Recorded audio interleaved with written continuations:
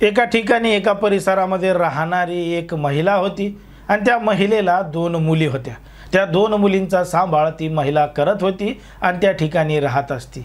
पण मात्र त्या ठिकाणी राहत असताना त्या महिलेची ओळख एका ड्रायव्हर बरोबर झालेली होती आणि त्या ड्रायव्हर बरोबर ओळख झाल्यानंतर ती महिला त्याला वेगवेगळ्या ठिकाणी जाऊन भेटत सुद्धा होती, बोलत सुद्धा होती। मग त्यांचं भेटणं बोलणं एवढ्या मोठ्या प्रमाणात वाढलेलं होतं कारण की त्या ड्रायव्हरनं त्या महिलेला एकदम विश्वासात घेतलेलं होतं, त्याच्या प्रेमाच्या जाळ्यात सुद्धा ओढलेलं होतं आणि महिलेला सुद्धा एका पुरुषाची गरज असल्यामुळं ती सुद्धा त्याला बोलत होती। पण मात्र यांचं बोलणं चालणं भेटणं एवढं मोठ्या प्रमाणात वाढलं की तो जो पुरुष आहे तो आता त्या महिलेच्याच घरी येऊ लागला आणि त्या महिलेच्या घरी येऊन त्या महिलेबरोबर राहू लागला।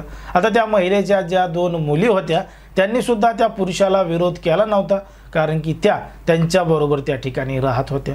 बघता बघता या संपूर्ण प्रकरणाला 10 वर्ष झाले आणि 10 वर्षांनंतर या परिसरामध्ये घडलं होतं एक धक्कादायक प्रकरण, धक्कादायक घटना। नेमकं काय आहे संपूर्ण प्रकरण, कुठं घडली आहे घटना हे आपल्याला अगदी सविस्तरपणे बघायचं।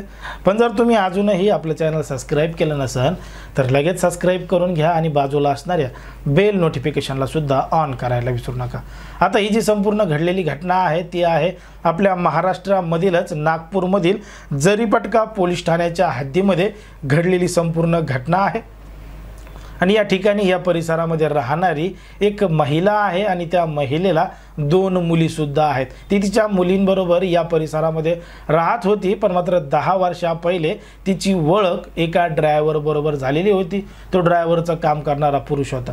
आता ओळख झाली, ओळखीचं रूपांतर मैत्रीमध्ये झालं आणि मैत्रीचं रूपांतर प्रेमामध्ये झालं कारण की त्या पुरुषानं त्या महिलेला प्रेमाच्या जाळ्यात ओढलेलं होतं आणि काही वस्तू काही गोष्टी सुद्धा तिला घेऊन दिलेल्या होत्या। मग या दोघांचं प्रेम अशा पद्धतीनं फुलत असताना तो पुरुष त्या महिलेच्या घरी येत असताना त्या मुली सुद्धा त्या पुरुषाला पाहत होत्या। पण मात्र त्या पुरुषाचं 10 वर्षानंतर ती जी महिला आहे त्या महिलेपासून मन भरलेलं होतं आणि त्याची नजर आता त्या महिलेच्या 20 वर्षीय मुलीकडे गेलेली होती। मग त्यानं त्याच पद्धतीनं त्या मुलीला सुद्धा विश्वासात घेतलं, तिच्यासोबत सुद्धा गोड गोड बोलू लागला आणि जेव्हा आई घरी नसायची तेव्हा त्या मुलीबरोबर नको ते कृत्य करायचा, तिचं शारीरिक शोषण करायचा। आता तिचं शोषण करत असताना त्यानं तिचे काही व्हिडिओ सुद्धा बनवलेले होते नको ते कृत्य करतानाचे आणि ते व्हिडिओ करून त्यानं त्या मुलीला धमकवायला सुरुवात केली की जर त्याच्यासोबत तिनं संबंध ठेवले नाही